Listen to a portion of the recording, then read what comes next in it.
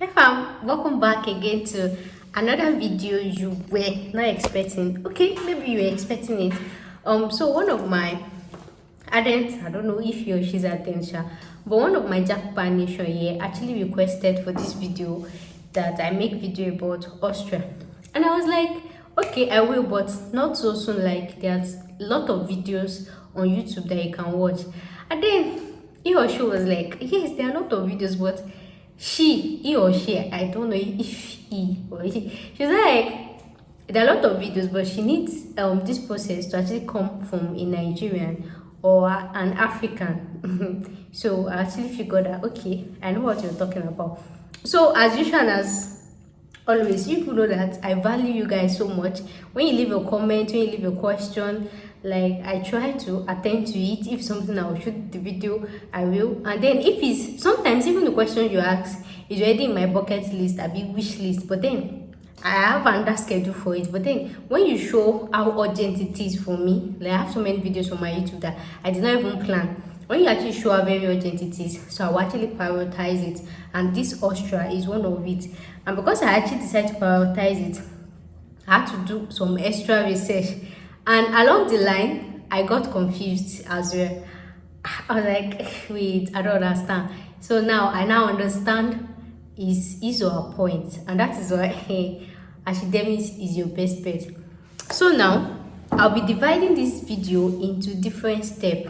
Yeah, according to my research from everything I've seen. I cannot just come here, and that's where the confusion comes, because most videos on YouTube, they'll simplify all the steps in just one video, whereas when you start doing this thing, there are some of those steps that they simplify that they are supposed to split it again excuse me, into different steps, and that is where the confusion comes. So I am going to be splitting these videos continuously into steps. So this first one is actually what? Step 1. This step 1 is about what? Admission process and the documents that you need, including legalization. Whether to I've seen most of the confusion is, should I legalize my document before looking for admission? Should I or not? You see all those should I questions, all those this thing. This video is going to be about that. So step 2 is going to be how to actually legalize your document. This step 2 is already in my video. So now I created a special playlist and I titled it Austria. Just click the link in my description box. You will just scan through. I have so many countries. Just look for Austria with the flag.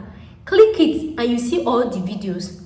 So another thing I'm doing for you, aside that I'm going to label each videos, step 1, step 2, step 3. Because I've posted the legalization process already, right? I cannot put step anything. And that's because it is not only Austria that requires legalization and authentication. So I made it like a general video, but then that is how you will do it. So I'll just arrange it accordingly in the playlist. So when you see step 1, just know that that legalization one is step 2. So the video I'll be posting next is step 3, but I'm not going to change the title of that legalization. I hope you understand that, but I'm going to arrange it accordingly. So if you are seeing this video for the first time, or you are just coming across this thing, so when you see step 1, you know that the next thing is legalization, the third one is the questionnaire, the fourth one is applying for your visa, and then that visa too, it has different steps that has to come. That's why I said I'm going to be arranging it step by step. So even if you know that you started the process, you've got lost in the middle, you don't even know how to continue, you don't know what is missing, you don't know, that is why I am going to be arranging it step by step, and I'm going to be titling it. So when you watch a video, you know, okay, this is where you are, okay, this is where you made the mistake, okay, is this one. So it's going to be easy and there is not going to be confusion. So there is no way I can squeeze everything into a video, into one video. You are gonna be confused, especially because there's another legalization and authentication you have to do at the embassy, and even that one, it has another step, and that's because before even the final visa, you have to fill 2 forms, the questionnaire and the visa form. So I'll be uploading another video. I don't know, maybe that will be step anything. I'll be showing you step by step on how to fill that questionnaire. That step by step, the things you should fill, the names. Do you guys not understand it? That's why I said I'll put it into step by step. So the next maybe third step or step 3 will be like how to fill Austria questionnaire for your legalization. The next one is how to fill visa form. This thing is document all the document that you need. Then subsequent one, proof of fund, all those things, so that even when you are going through it, it's easy for you. That's how I like to do my thing, so that even if your condition is like this or this, you will find this thing in my place. Do you understand that? So now let's get started. So now we're talking about Austria. So there's no need of me telling you about Austria. You've already made your research and why you actually chose Austria and everything. So one of the things I really like about Austria, and another thing I noticed is Austria visa is one of the easiest. The only limitation to it is when you don't legalize your document. That's the only thing. And then proof of fund, right?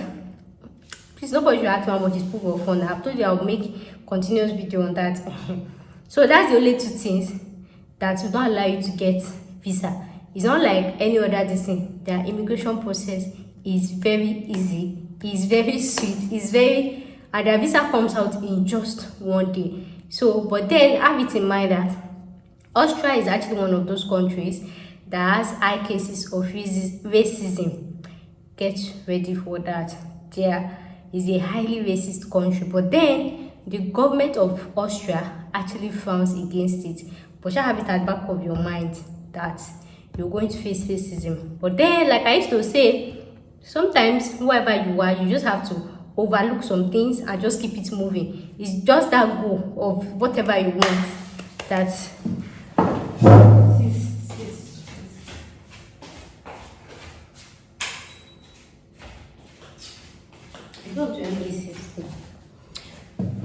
so it's just the goal that you actually want to achieve. It's just what you want, that what you're just going to focus on and not this thing. So that's for you to have it in mind. Austria is a racist country, and you know, before now they don't really used to have foreigners, but now they are not having foreigners. So trust me, with time they will start adjusting, but just have it in the back of your mind. So now let's go over it, since you've already made your this thing. So now let's talk about language of instruction. So this video, what can you study in Austria? You can study BSc, you can study masters, PhD, the postdoctorate, any this thing, and that one you can even do HND or diploma. But then I've not searched universities for that one, so you can go there for your HND, for diploma, for even vocational courses. But for now, I've not made that research. So it's still the same process. So anyone you want to do, it's still the same thing. So what is the medium of instruction in Austrian university? Generally,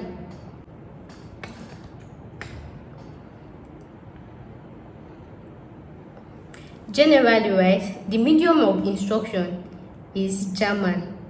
So there is always this mint, I don't know if I should call it mint, but people actually say that Austrian universities, right, the only course you can get for English medium, it has to be masters. That it is only their masters that they give, that they teach in English medium. That even the masters girl is not everything.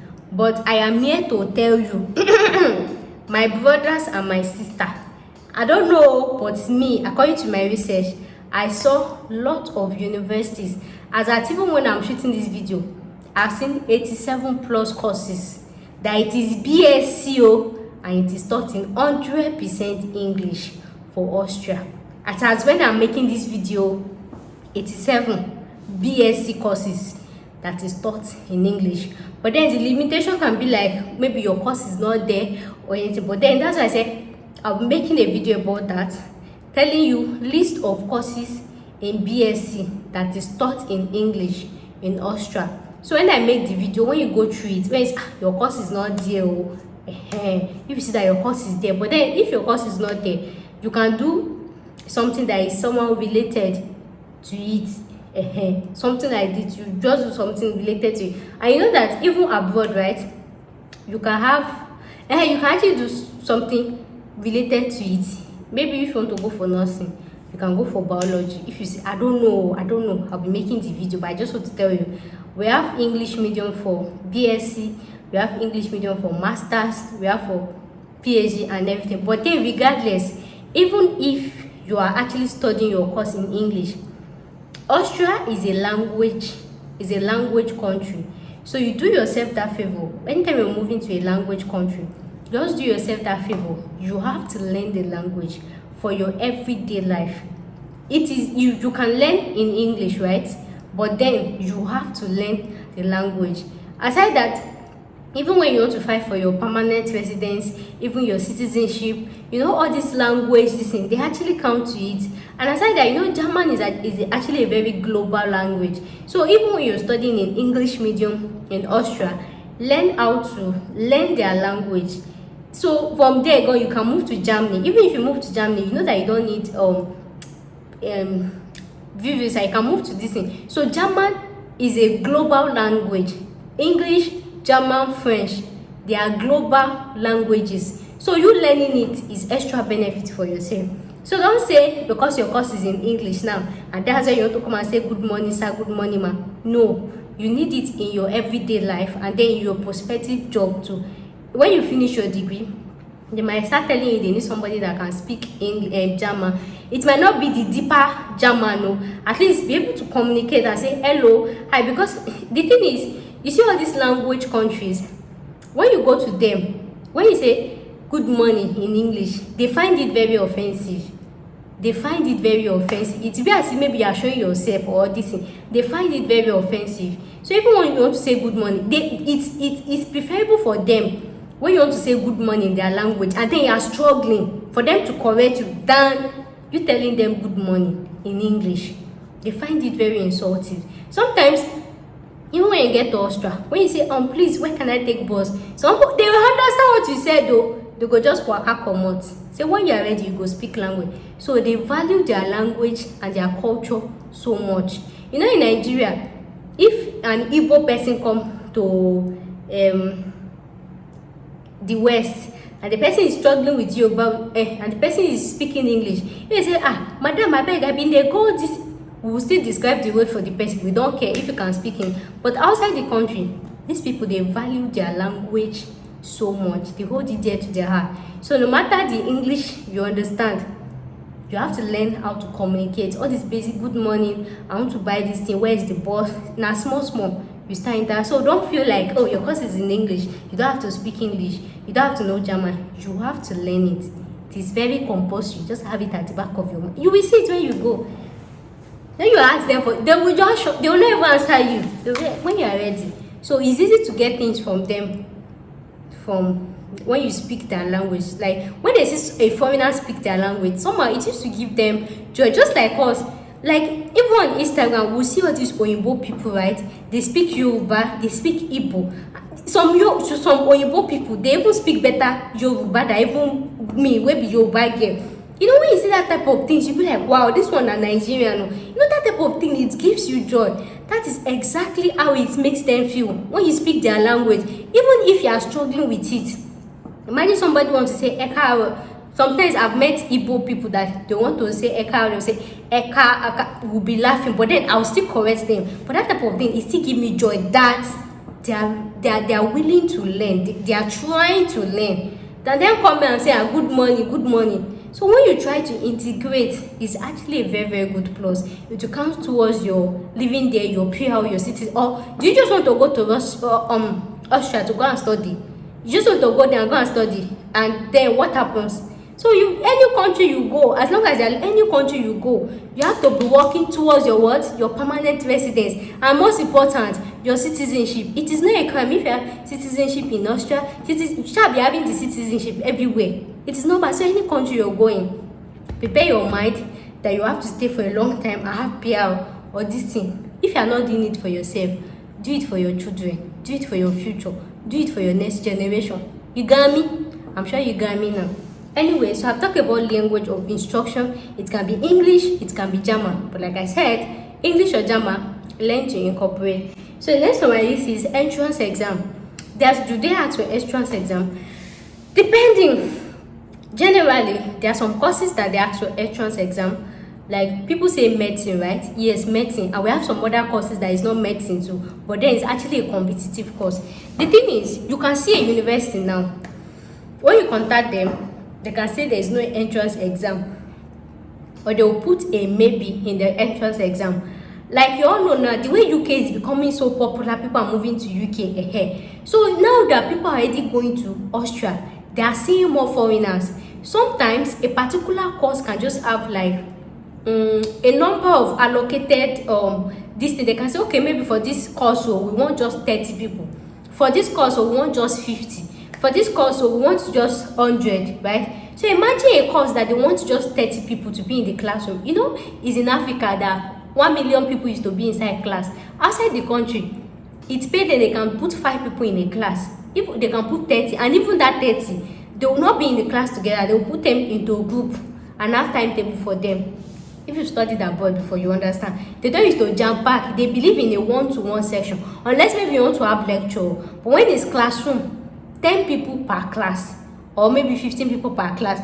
So they don't used to take too much. It's in Africa that they will invite the whole of the world to come and school with them. Do you understand that? So let's say they want to take 30 people for a particular course, and then 50 people actually apply, or 100 people actually apply, because now Austria is becoming popular for study destination. So imagine 100 people apply. How do you think they will be able to filter out? And you know that, imagine almost everybody having the same qualification.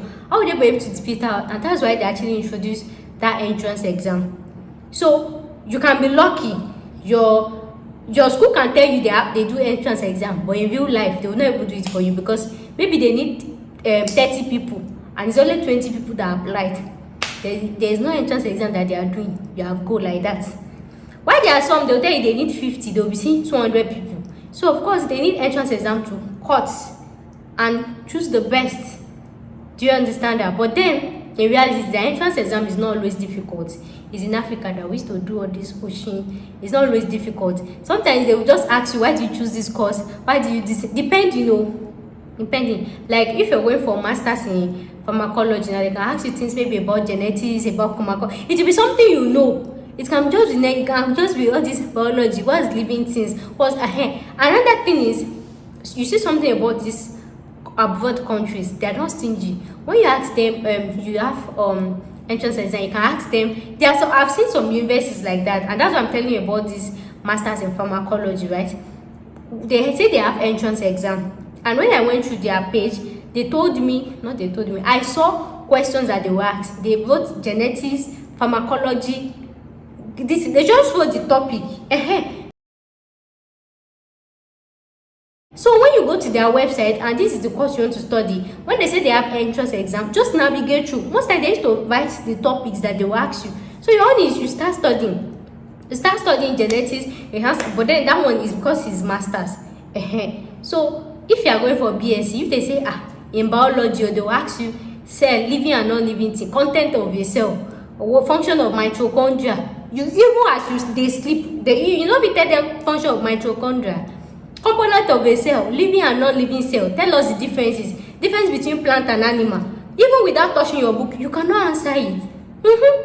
So that's it. So they will tell you expected questions to see, but some might not tell you. Some can just be all this motivation. Why did you choose Austria? Why did you choose our school? Why did you choose all those motivational? I am aspire to this. So depending on the school.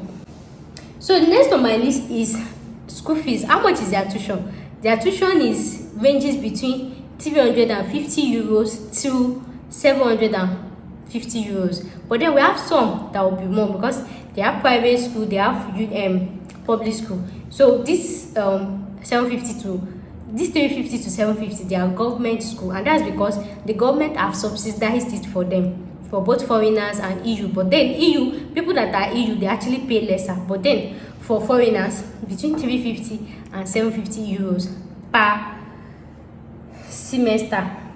So once, for example, if you see a school that the tuition is 350, so that means one semester you pay 350, the next semester you pay 350, and they used to have 2 semesters, so that means you pay 700 euros in a year.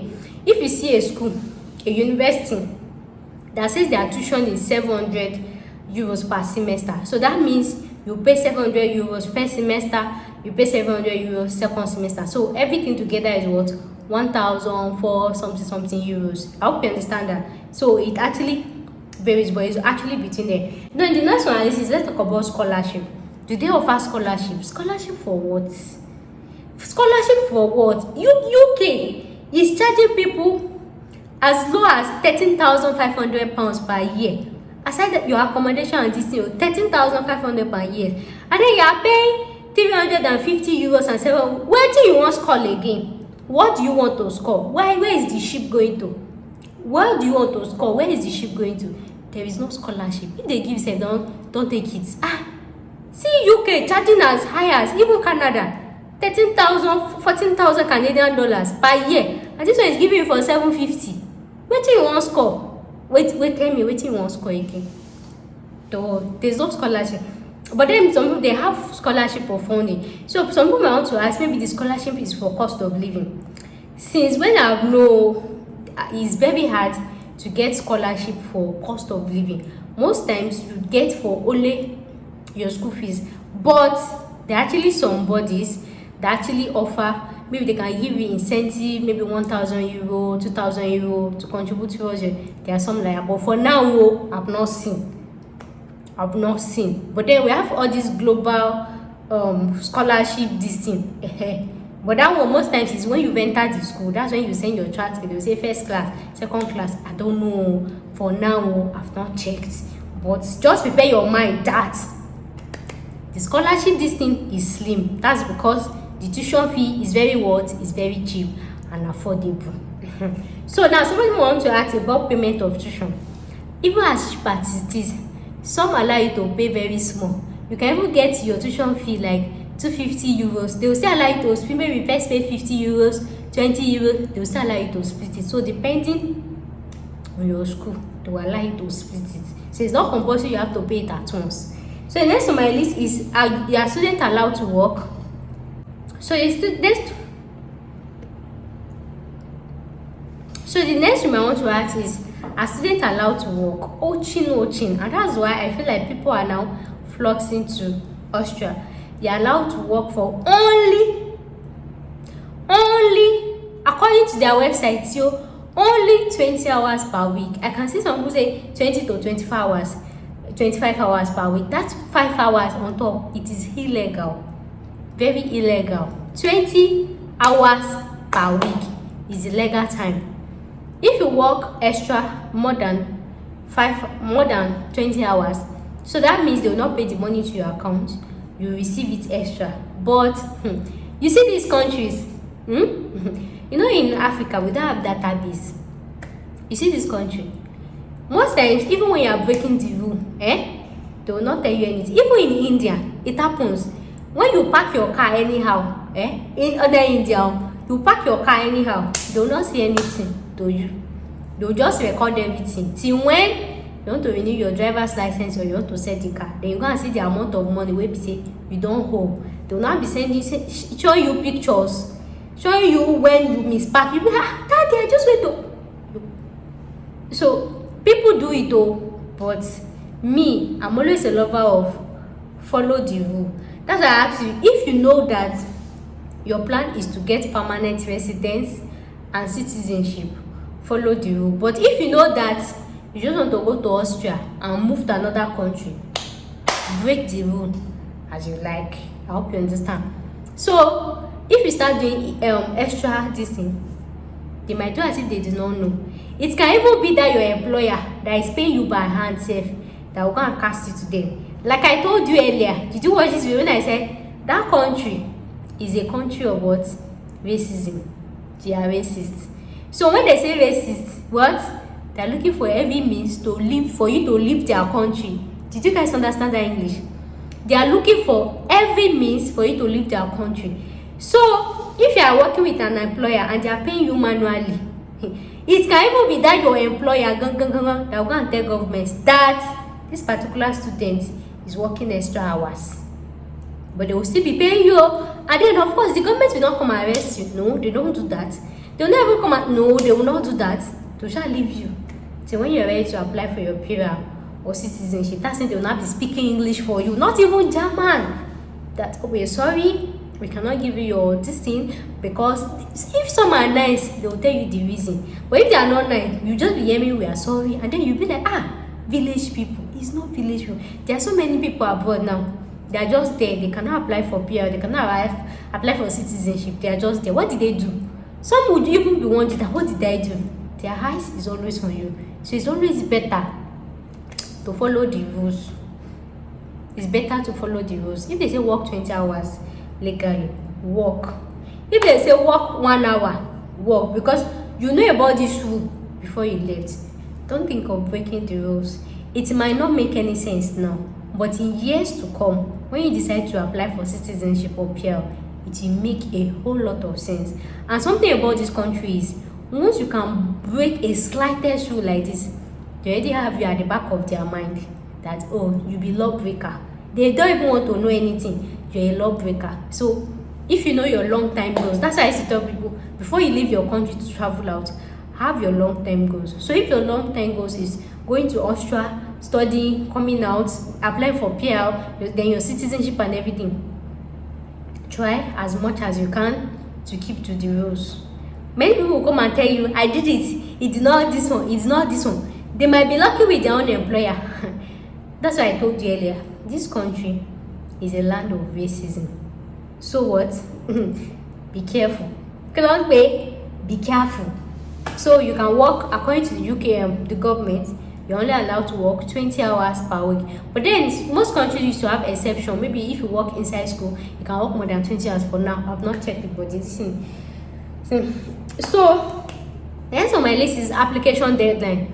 Usually the application is always between, they have two application season. We have the winter and we have the summer. So their winter is always between May 1st and September 1st and September 5. So if you want to apply for the winter this thing, so you have to apply between May and September 5. That's when you should apply. Then the next one is the summer, which is actually between December till 5th of February. So now we're actually in May, right? So you can actually still apply. Some schools are already closed, some are about closing, some are still open, and some have closed, but then they still have some of their courses that is open. So when you click what's it called? When you click what's it called now? When you click a university website and you click a course and they say they are closed, check another course. Sometimes maybe they've gotten enough application for that particular course. It's most times it's not all their closed courses, they used to close ones. So make sure to check the other course. So for summer is always between December 1st and February 5th. So either you apply now, and if you don't see your course, you have to wait till December. Then from December to February before you can apply again. So what other things do you have to talk about? Then the next one, after knowing all this, you've known the prerequisites, the things to note, the everything. What is next? The next is you finding your course, choosing the course of your choice and everything. So once you know the course of your choice, how do you choose your university? So I'll be telling you list of universities and the courses that they do so that it's easy for you to navigate. So in Austria, they actually divide their universities into general and specialized university. We have medical university, we have University of Arts, and then we have technical universities as well. So anyone that you fall into, like this general and specialized universities, is all the course that is not so common. What can I say? Example. I don't know, Sha. That is excluded. So under general and specialized universities, the first one is we have University of Vienna. Vienna is actually a very, very popular university. Somehow, I will not really advise people to apply. It's popular and cheap, but then the competition is high. So you see that type of school, by fire by force, you have to write the entrance exam. So any school that the tuition is cheap, they will have more population. They will have more competition. Then you have to write entrance. So for general and specialized universities, I have University of Vienna, Boku. In Tobacco, we have University of Natural Resources and Life Sciences. We have University of Veterinary Medicine. We have Vienna University of Economics and Business. We have University of Klagenfurt. We have University of Saarburg. Next is University of Graz. Next one is University of Innsbruck. Next one is Johannes Klepper University Links, JKU. So for medical universities, we have Medical University of Vienna. It is different from University of Vienna. Just like in Nigeria, we have University of Ibadan, and then we have Hospital College of Ibadan. Why they used to say for medical universities, if you want to do medicine or any medical related course, we have Medical University of Vienna, Medical University of Graz, Medical University of in Swinburne. So next on my list is University of Arts. So for University of Arts, we have University of Applied Arts Vienna, we have University of Music and Performing Arts Vienna, Academy of Fine Arts Vienna, University Zauberburg, University of Music and Performing Arts, and then we have University of Arts and Design. For technical, I'll be typing it. I don't have the screenshots here. So after doing all this, right? So after knowing all this, depending on the course you actually want to enroll for and everything, you've already know the university, you just go and visit and go and check their courses in it. Yeah. So the next one is documents. What are the documents that you need? And then do you need to legalize your document or not? That's what we'll talk about. Usually, like I've explained earlier, if you skip to this part, go back and go and watch it in it. Like I told you, people have now discovered Austria, so somehow it's becoming competitive. In reality, you can apply to get admission without legalization and translation, legalization and authentication and legalization. But then imagine a course that they want just 30 people, and then they have like 150 people. Even when they want to give entrance exam, the first criteria that they will use is, let's even select people that even authenticate their documents. Let's put this one aside. Do you understand that? So even when your school tells you, there are some schools that they will allow you to apply without legalization and authentication, right? And there are some that will actually request for it. E.g., University of Tuguras, that one, you have to legalize your document. So my advice, because I don't used to advise people to apply to just one university, it's good to apply to many and just see anyone. My advice, I will advise you what, because it's the same thing, but it's not so the same thing, because it's better for you to authenticate and legalize your document before applying for admission, so that they can tell you now that we can accept you without legalization of documents. Another thing, they should just say, can you legalize your documents now? You now spend 2 extra money. So just to be on the safe side, so that somebody will not come and say it's because of one thing, it's because of one thing. And when you actually authenticate and legalize your document, it's a way of showing your school that you are ready for them. There are some schools that will tell you, we can give you admission without that, or they will give you conditional offer. But it's always better. Legalize your document, authenticate and legalize it before applying for admission, just to prevent heartbreak. Because when they tell you your offer letter and then we have to withdraw it or anything, and Australian government can pass one rule now and say no admission letter for people that is not legal. That's why I told you that you see, this country is a very racist country. So that's what I've been saying also. Anything wey go make them reason your matter, avoid it. You get? Try authenticate and legalize your document before applying. Even when you do it and you actually show this thing for application, they will take you serious that yes, you are talking.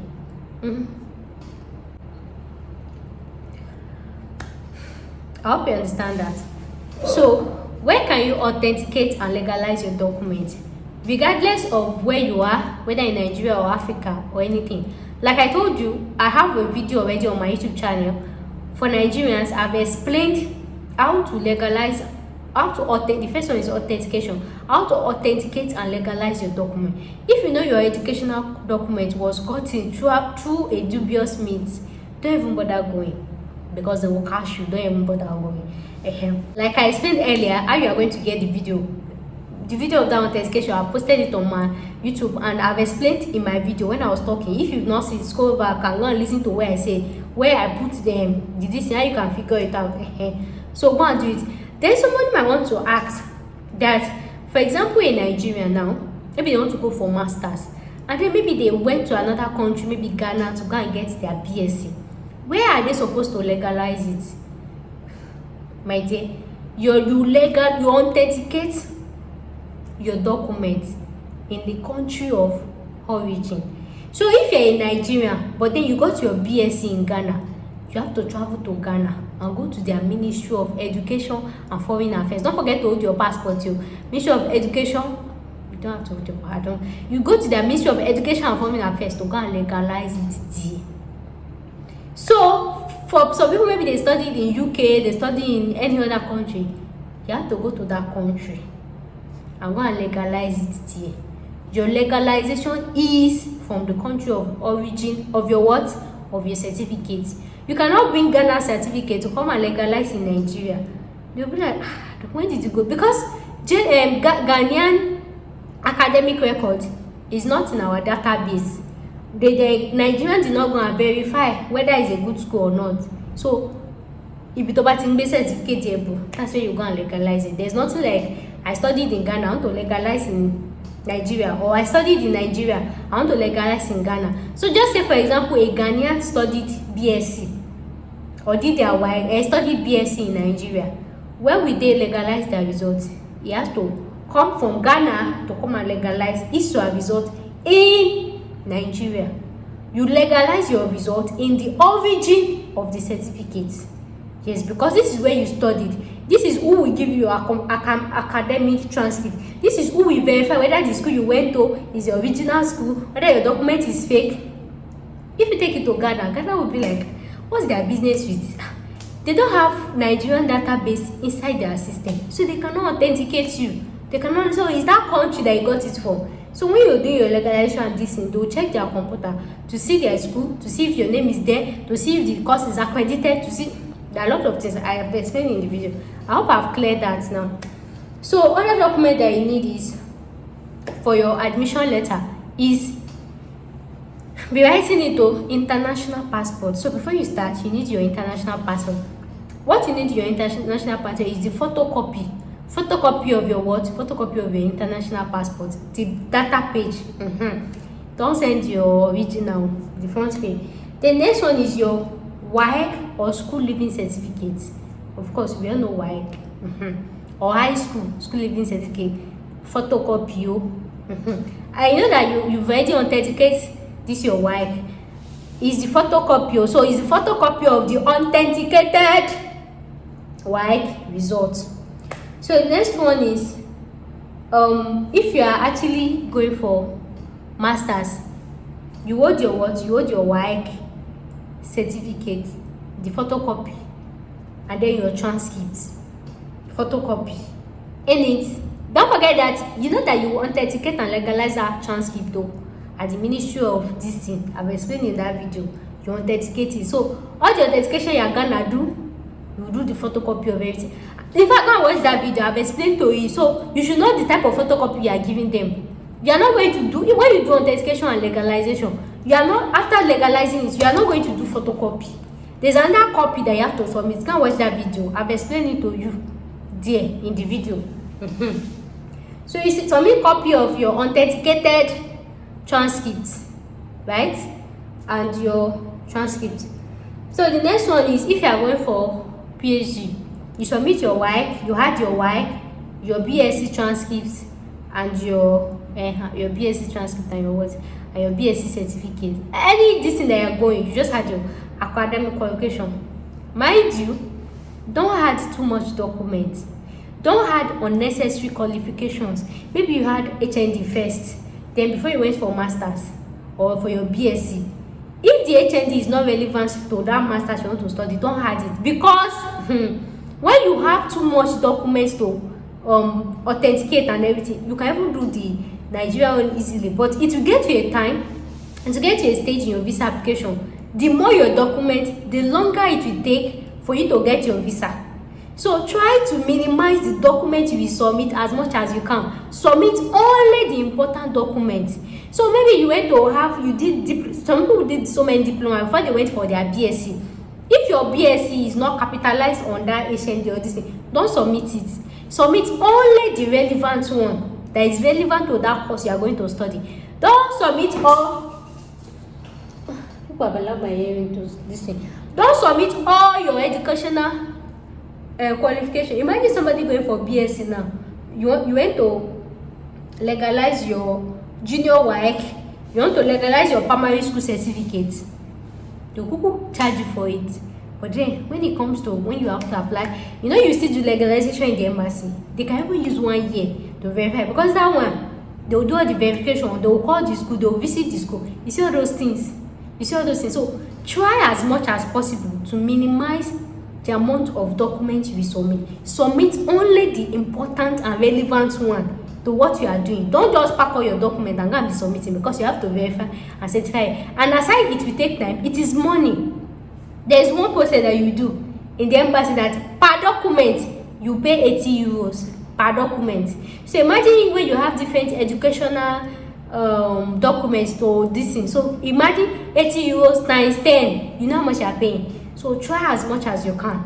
If you are going for BSc, authenticate your work. If you are going for masters, authenticate your transcript and your BSc certificate. If you are going for PhD, authenticate your work. For masters, you are going to authenticate your work, your transcript and your BSc certificate. If you are going for masters, you authenticate your work, your transcript, your BSc certificate, your transcript for BSc. So you see all those important ones. Like when you all those courses that you had, maybe you did extra diploma or anything, it is not relevant. It can show in your CV. You can write it in your CV, but it is not relevant to what you are told. So don't just submit any other document. You understand? So the next on my list is next on my list is proof of English. So if the course you're doing is in German language, you have to submit proof of German. This proof of German can be in 2 ways. Either you did German in your home country, and then you have to show them the certificate of German and then the exam you did certificate, or you did German as your secondary school course. Like in Nigeria now, we did French, right? So imagine if my WAEC result, I did French in my WAEC. That's an evidence to show that you understand French. So if the course you're going to is in German, it is compulsory you show a German relevant language this thing. And then, but then if you're going for a language in German and you don't have anything to show for proof, that is when you actually enroll for their language preparatory course. So the next on my list is English. This thing, most times when your course is in English, they want to know how efficient you actually understand English. So of course you can use your WAEC to show you understand English, your BSc certificate and everything. So even after all this, you have to, maybe for example BSc now, with your transcript, they used to give them one letter of this course was taught in English. You submit that letter, everything together. You add it to all this document I'm saying. For WAEC, once you have C6 or C this thing, it's fine. But then there's another extra document that they used to ask for. It is not all school that asks for it, but then I'll be attaching it to the screen. This one is both WAEC, both people going for BSc, both people going for this thing. They say you should collect a letter from your school to show that the WAEC you have is equivalent for you to start a BSc degree. For people going for masters, they say you should collect a letter from your school that the BSc you have is equivalent for you to start a masters. For those going for PhD, they say you should collect a letter from your school that the masters you have is equivalent and is capable of you starting PhD. So, and in that letter, maybe WAEC, you can just collect just normal letter.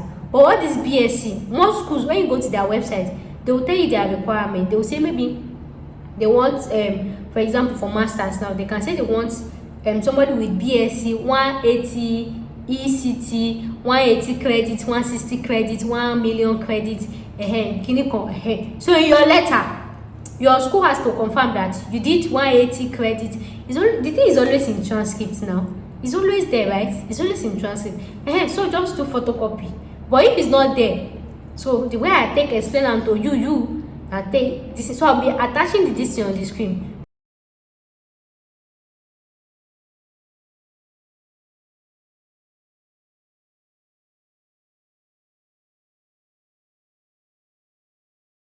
Use that same English. So you letter of confirmation of, you know how they take right hand. But it is not a school that requires it though. But I've seen University of, what's this school? I can't remember. They requested it. So that's why I said check your any school that you want. Check their qualification. But I'm just talking about So the next on my list is, I've talked about transcripts. So the next on my list is motivational letter. Not all school request for it, and but then it's important. Someone is maybe if there is a motivational letter, they might not even ask you for entrance. So it's a way of showing, proving, telling them why you chose their school, why you chose Austria, why you chose that course, your long time goals, your short time goals, your medium time goals, your everything goals. So it's a way of you showing them, proving to them, any one of them. So motivational letter. So the next one that I need is CV. So whether you're going for master's, whether you're going for PhD or anything, you need CV. And this CV is to reflect what you've been doing, maybe when you were out of school, when you were in school, your work experience, your everything. You know what CV contains? I draft CV for people. CV is 75k if you want to draft. But then you can use normal CV, just draft. So the next one is you need a reference. You need one academic reference, maybe your teacher, your lecturer, and then one personal reference, maybe your pastor, your personal reference, maybe somebody in your workplace, your chairman of your local government reference. So the next one is, so after all this, after having all these documents and then you've showed your interest, you fill an application form. Every university has an application form that you fill on their website. You fill your name, the course you chose, just normal English, you fill the application form. After filling it, then you print it out. You got me? You print it out. So after printing out the form, you print it out in its original you print it out before, you have to type it right. After this thing, you print it out in its original form. If they say University of Vienna, you know that the thing will have color. Print it out in the colored form, in the original form. When you print it out, you now sign. So you are submitting original of your application form and this document that I've mentioned. There is no one that is original. Everything is what? The photocopy. The only one that is original is your authentication and legalization. And even after that, go and watch that video before you submit your original authentication and legalization. I told you what to do, how many copies and everything. I told you, if you like go and give them, you have to go back again and go and do another one. That's the only original document. I'm saying it now. The only original document you are submitting is the application form that you print from their website after filling. That's the only original document you are submitting. To go send the passport here, is you that know. After printing it out, so after printing out the form and you've signed it, right? Then with all these documents I've listed, you pack everything, put it inside an envelope, go to DHL, tell them you want to send, this document to their school. But before you go to DHL, ask most schools. Some schools used to do online, but most schools that may have seen in Austria, you have to send your documents by post to them.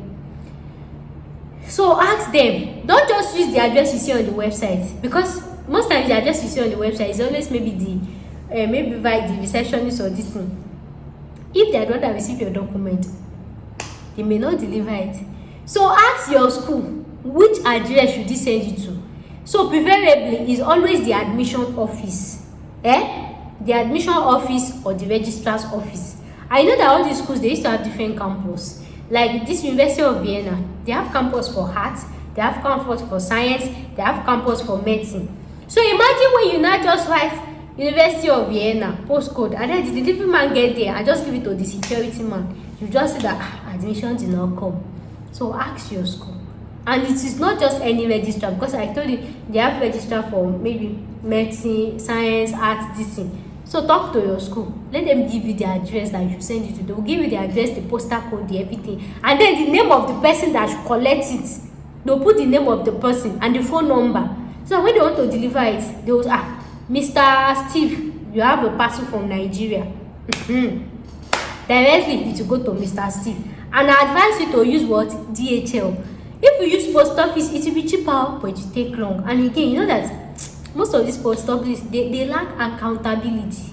Let me not lie, they lack it. But then you can use DHL, you can use Fidelis, depending on the one you have trust in. Me, I have trust in DHL. If they lost the document here, you can go and drag them by their boss, depending on who you have trust with. But don't use anyhow.